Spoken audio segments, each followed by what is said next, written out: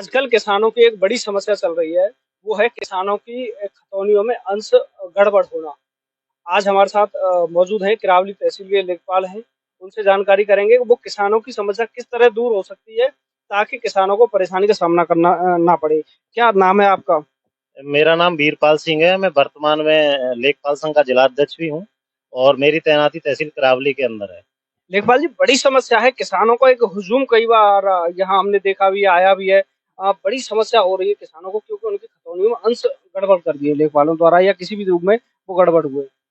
Actually में हुआ क्या है कि पहले जो खतौनी बनती थी जिसमें किसान के खेत का ब्यौरा रहता था, वो पहले 6 वर्ष बाद उसको बदला जाता था। लेकिन योगी सरकार द्वारा अब रियल टाइम कर दिया गया है उसको। रियल टाइम में क्या हुआ है कि जो भी आदेश होंगे, जैसे कोई भी मृतक हो जाता है उसके बच्चों का नाम आता है या कोई बैनामा कराता है, उसके बाद उसका नाम अमल दरामद होता है, तो उसके लिए अब 6 महीने का टाइम कर दिया सरकार ने, तो रियल टाइम हो गया। तो इसके बाद पहले जो खतौनियां होती थी सिंपल खतौनी, उसके अंदर क्या होता था कि खाते और रकबे वो सम्मिलित लिखे होते थे। लेकिन सरकार ने फिर इसको योजना को ये इसमें काफी दिक्कतें आती थी। जैसे काश्तकारों के नाम एक रो में लिखे होते थे और दूसरे में क्या होता था, उनके एक ही गाटा संख्या का एक ही रकबा सम्मिलित लिखा होता था, जिससे ये पता नहीं चल पाता था कि किस व्यक्ति की जमीन, किस काश्तकार की जमीन उस खाते में कितनी है।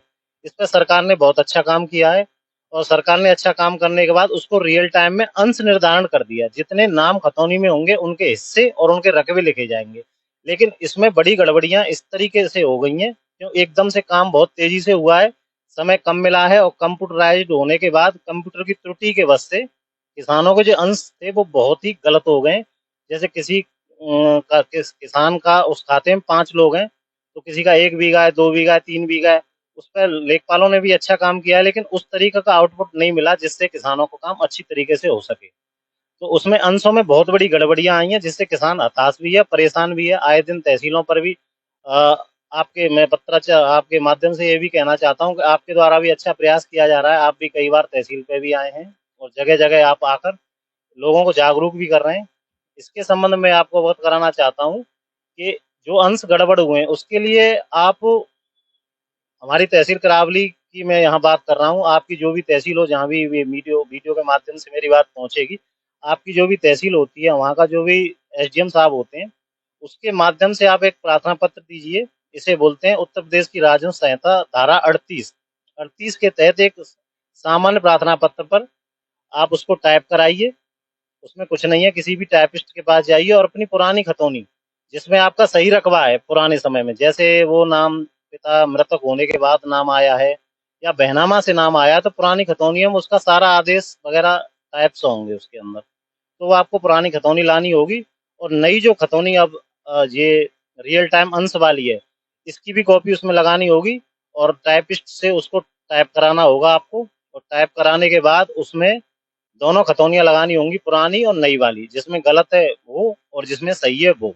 दोनों जब सही लग जाएंगे, एप्लीकेशन टाइप हो जाएगी, उस पर फिर आपको एक सहमति का प्रार्थना पत्र एफिडेविट देना होगा, जिसमें सभी काश्तकारों के नाम होंगे और सबके आधार कार्ड वगैरह आपको सब लगाने होंगे उसके पीछे। और उस पर सभी के साइन कराकर आप अपने सीधा, कुछ भी आपको किसी के पास जाने की जरूरत नहीं है इसमें। इसके लिए आप परेशान होने की जरूरत नहीं है। अगर अंश आपके गड़बड़ हो गए हैं तो आप अपनी खतौनी जरूर चेक करिए और जब गलत है तो उसको आप अपने एसडीएम साहब के पास अपने प्रार्थना पत्र के साथ उपस्थित हुई है, वो उसको सीधा रिमार्क करेंगे, अपने रजिस्टर में एंट्री करेंगे। इसके बाद तहसीलदार साहब के पास जाएगा, वहां से एंट्री होने के बाद संबंधित लेखपाल के पास जाएगा, वो उसका पूरा जांच करके उनको सही अंश करके सीधा तहसीलदार के माध्यम से श्रीमान एसडीएम महोदय के यहाँ जमा होंगे और उसके बाद सीधे खतौनी के रूम में जाएंगे और वो सीधे अंश सही हो जाएंगे। इस, इसके लिए आपको कोई भी कहीं भी किसी भी पटल पे, जहां से एसडीएम साहब से लेके और लेखपाल तक, बीच में किसी का रोल ही नहीं है, इसमें सीधा ही हो जाता है। कोई एक पैसे का खर्च नहीं आता है इसमें, किसी प्रकार आप भ्रमित ना हो, बिल्कुल निःशुल्क काम है ये।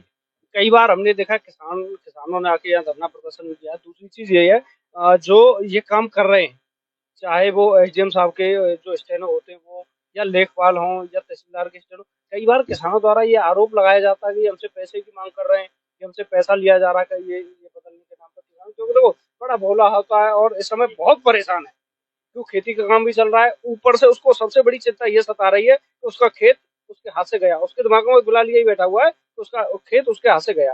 किस तरीके से सांत्वना देना चाहते हो किसानों को, क्या क्या कहना चाहते हो? मैं ये कहना चाहता हूँ इस पे किसानों को किसी प्रकार से घबराने की जरूरत नहीं है।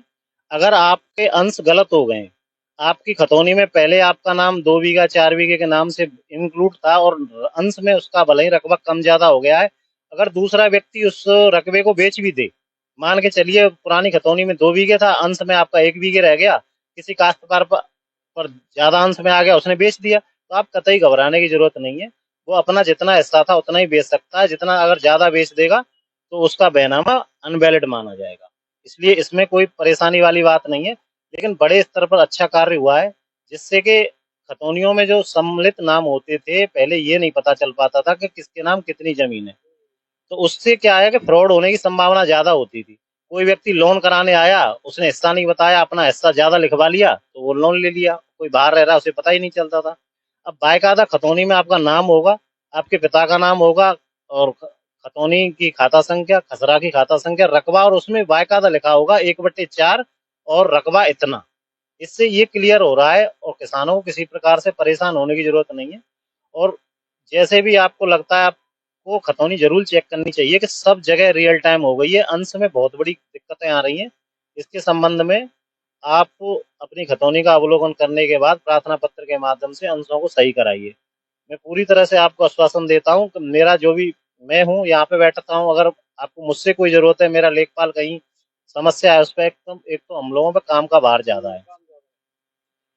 तहसीलों में 70-75 हल्के हैं, उसके बाद 35-35 लेखपाल काम कर रहे हैं, लेकिन आज तक पदों को नहीं बढ़ाया गया। 1965 के टाइम के पद हैं, उस समय पॉपुलेशन क्या थी, इतनी। ये अलग टॉपिक है, हम इस सिलसिले में बात करेंगे। ये थे हमारे पास लेखपालों के जिलाध्यक्ष हैं, वीरपाल जी नाम है इनका। बड़ी अच्छी बात कही है, किसानों को समस्या नहीं होगी। जो भी आपसे पैसे की मांग करता है, किसी को एक नया पैसा देने की आवश्यकता नहीं है। उपजिला अधिकारी बहुत है, जहाँ भी आपकी तहसील लगती है उनके द्वारा ये कार्य किया जाएगा, उनको एप्लीकेशन दी जाएगी, उसके बाद वो प्रोसेस आगे होगा। किसानों को कतई भी घबराने की जरूरत है ना, ना पैसा देनी, बस इतना है, किसानों का एक काम बढ़ गया है कि उन्हें तहसील तक आना है। आगरा न्यूज